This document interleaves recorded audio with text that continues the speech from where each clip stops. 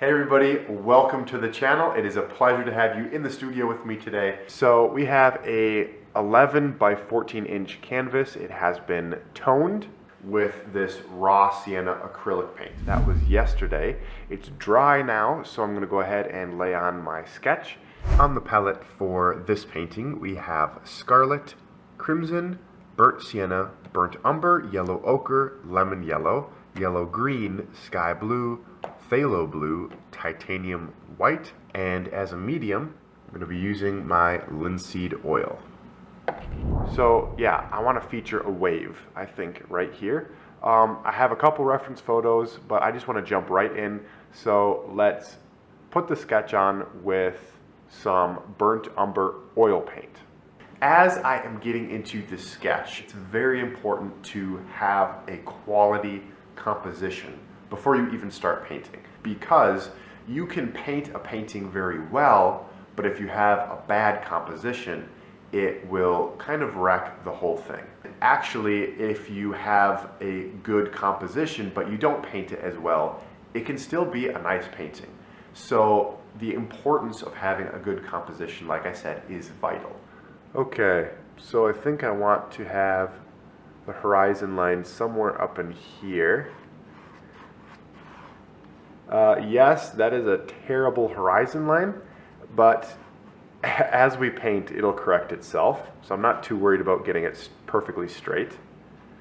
Just want to have a general idea of where it's going to be.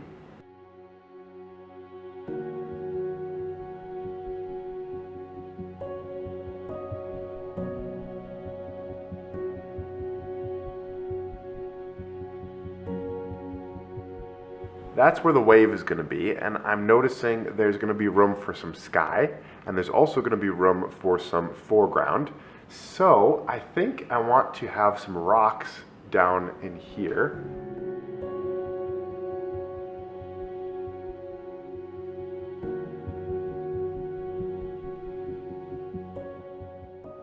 All right, we might have some rocks up in here.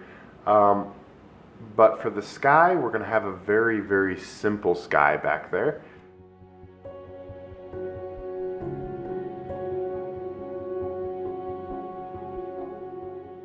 All right, the sketch is on, but remember, it's not set in stone. I can change anything I want. This is just to give me a map moving forward of where everything should go and the different elements in the composition that I want to have to balance it all out. Let's choose a brush, and we'll start up here in the sky and then paint our way forward in the composition. So the block-in is going on. Let's get into it. Again, I apologize for what looks like lines on the canvas. Those aren't actually there. It's just the way the camera is picking up the grains of the canvas. So I think I fixed it now, but I apologize for that. Please bear with me. There is something else I want to share with you guys that I have recently started doing that I think has greatly affected my paintings in a positive way, and that is the brushes that I'm using. So these two brushes are actually the only brushes I have used at all during the painting up to this point, and I think these are going to be the only two I'm going to ever use during this painting at all. What are they? Well, they are very, very similar. This one's just a little bit bigger than this one, but they are both synthetic bristled round brushes. And if you're wondering why I use only these with a painting this size, as opposed to using something like this, the reason is actually very simple and very practical. If I use the smaller brushes, it will take me a little bit more time, yes, but I will have laid down a lot more brush strokes than if I had used the bigger brush. And it will provide a lot more character and interest, and I think a wealth of personality into the painting that I wouldn't get if I used a larger brush. Even as I give you guys this tip, I acknowledge that there are other artists out there who actually, in effect, do the opposite. They will use larger brushes, probably not as large as the one that I gave in my example, but they'll use larger brushes in the initial stages of the painting to force them to create looser marks and cover ground quicker. because the idea is if they use a smaller brush, they'll be more tempted to get into the details too quickly. So I'm not saying that my tip is a one size fits all, but for me personally, it has helped a lot because I think I do tend to paint a little bit more loose naturally. And so starting out with a smaller brush, as long as you can stay disciplined not to get too tight with your marks, forces me to create more brush strokes, which adds more character, I think, to the painting. But that's the key, is don't get into details, stay loose in your initial stages, wait for the end to put those details on, and just work quick and cover as much ground as quickly as you can with that smaller brush in these initial stages of the painting. Again, everybody paints a little bit differently. Just find out what works for you. Try this out. If it doesn't help, try something else. But I'm just letting you guys know that this has helped me. It has helped my paintings have more of a wealth of brush strokes. Before, when I was very new to painting, I actually would paint things like my background sky with a big brush like I showed you earlier. I would just paint the whole thing in and it would look so smooth and so uniform. It just, now that I think back, I don't like it at all because there wasn't that wealth of and that character in the painting. It just kind of looked too perfect, if you know what I mean. And so painting something like the sky with a small brush, it just, like I said, it adds so much character.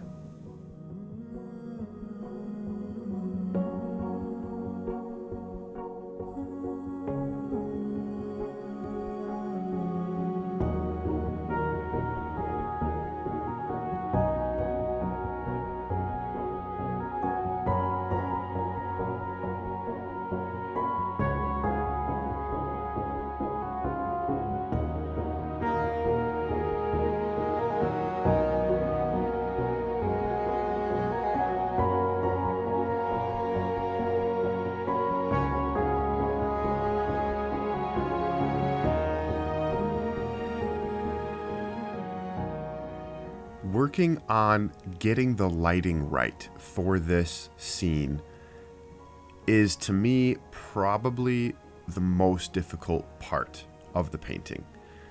I really have to pay attention to my lights and darks here because that is where kind of the powerhouse of my ability to convey the lighting comes from. So relying on reference photos is key. Have something you can look at, preferably more than one. I think I had like 5 with this one. Have a couple pictures of reference that you can be looking at to give you those visual cues for your lighting, for how things should look. This is a late sunset glow that I have. And so the lighting is going to be very unique with these warm colors that I'm infusing into the painting. But because there is low lighting, the water is going to have a cool quality to it. And so I have to navigate these muted values with these warm colors. And that's kind of what drew me to this particular scene. I really like that play between the cool ocean in this dim lighting, but also the sunset colors that are warm. So you have kind of a contrast of the blues and the reds here that I just love. So I probably will be doing more paintings in the future, specifically with this type of lighting. It's one of my favorite, but I'm going slow. That's a big key. Give yourself time, let yourself move slow so that you can really think about it, because that's where you're going to learn a lot. If you can really stop and think about the marks you're making and what your strategy is, if you allow yourself a little bit of extra time, you can learn a lot more, I think. So that's what I'm doing with this painting.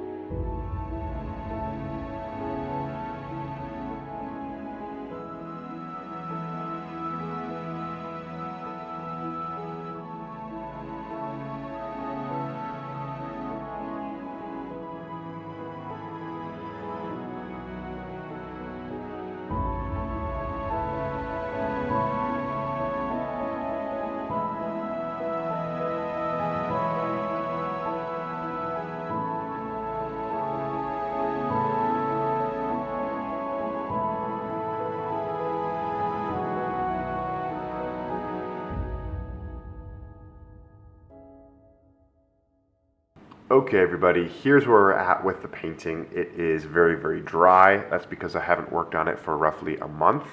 Just been busy with other projects, but it is pretty dry. I'm not going to say it's totally dry, at least for varnishing purposes. Ideally, you'd want to wait 6 months or more for it to totally dry before you'd put varnish on it.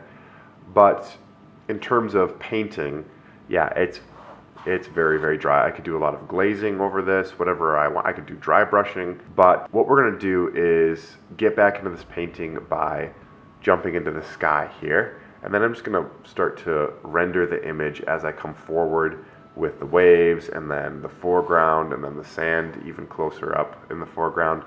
But yeah, let's jump back into it.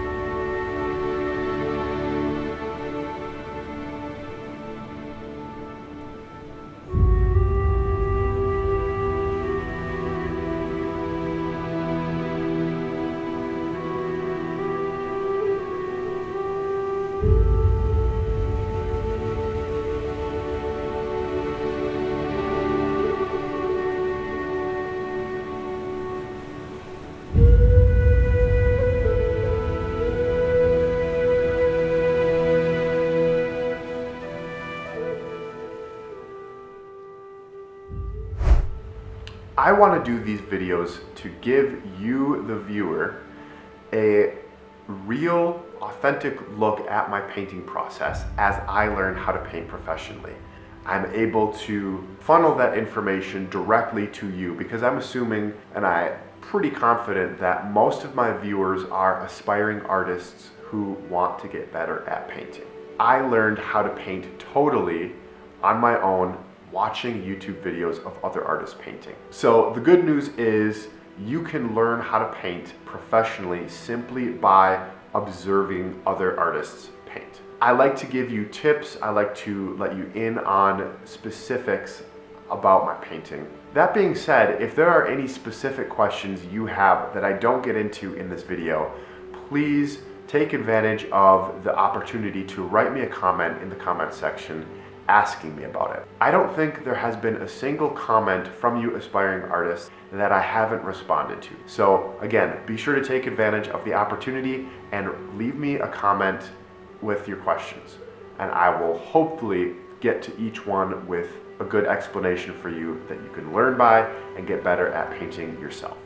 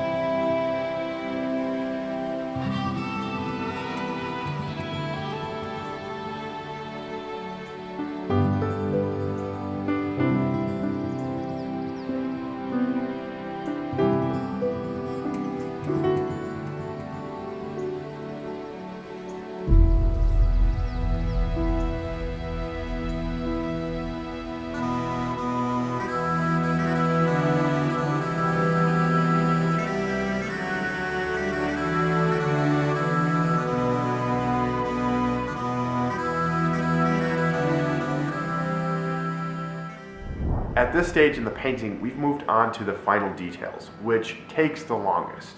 And for that reason, it is actually hard to show you the details that I've applied because they happen so slowly. I will add a little dab here, a little dab there, and I'm just rendering the image very slowly, building up layers of highlights from a little lighter to a little bit lighter on top of that, and it just takes a long time. So it may appear to you watching that nothing's really happening as I make these tiny little tight marks, but I assure you they are very important. They just take a while.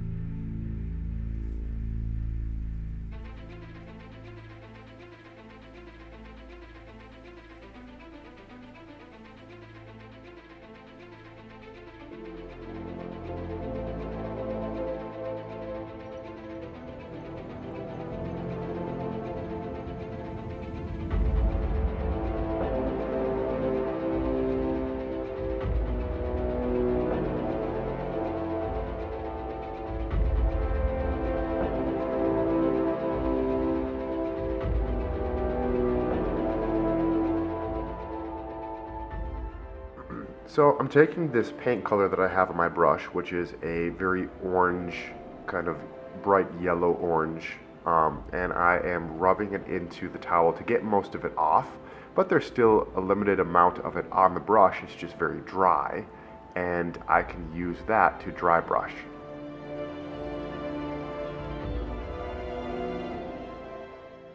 It will create a very soft glow.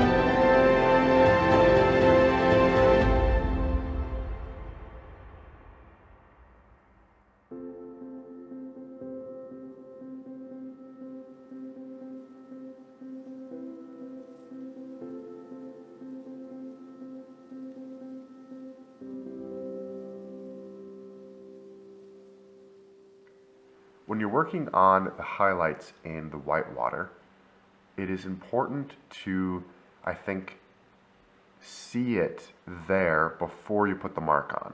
If you can kind of imagine, hey, this actually looks like it should be sticking out, or this area looks like it's kind of going down, then put the highlights there and make it look like what you imagine it already kind of looks like.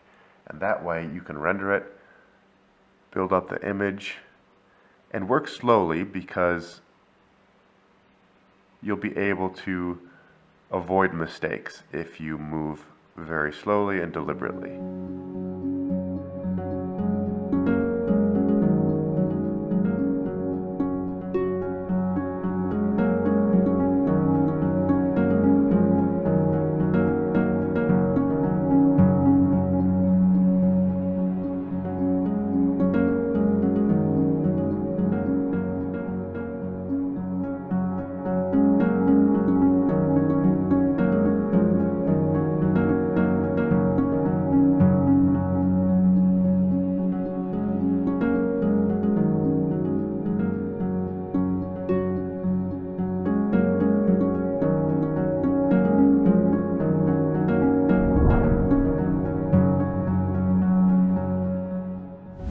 Alright everybody, that is going to do it for this one. Thank you so much for watching. Also, thank you for liking the video and for your subscription, the comments. It all helps tremendously. We'll catch you guys in the next video, and until then, God bless you all. We'll see you later.